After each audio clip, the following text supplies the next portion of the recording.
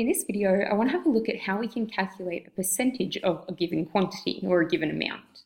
So to find the percentage of an amount, the first step is we're going to convert that percentage to either a fraction or a decimal. And then we're going to take either the fraction or the decimal and we're going to multiply that. We're going to multiply the fraction or the decimal by the amount that we want to find a percentage of. So let's have a look at an example. So our first example asks us to find 12% of $600. So there's two ways we can do this. If I wanted to write 12% as a fraction, we know that percent means out of 100, so I could write it as 12 over 100. And then I'm going to take that fraction and multiply it by 600. Now if you put that in your calculator, that's going to tell you that 12% of 600 is $72. Now that's writing it as a fraction. We could also write it as a decimal.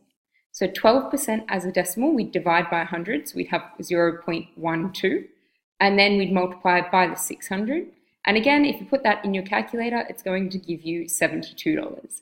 So it's up to you which one you're more comfortable with, either a fraction or a decimal. Our second example asks us to find 2.5% of 450 kilograms. So again, either a fraction or a decimal. So if we write it as a fraction, we could write it as 2.5 over 100. Now, normally if we were writing a percentage as a fraction, we wouldn't have a decimal in there still, but for our calculation, it's actually not going to matter when we put it in our calculator. So we can just write it as 2.5 over 100 and then multiply it by the 450, and that's going to give us 11.25 kilograms. Now again, if we converted it to a decimal instead, if we have 2.5 and we move the decimal place 2 places to the right because we're dividing by 100, we'd have 0.025 multiplied by 450, which would give us that 11.25 kilograms.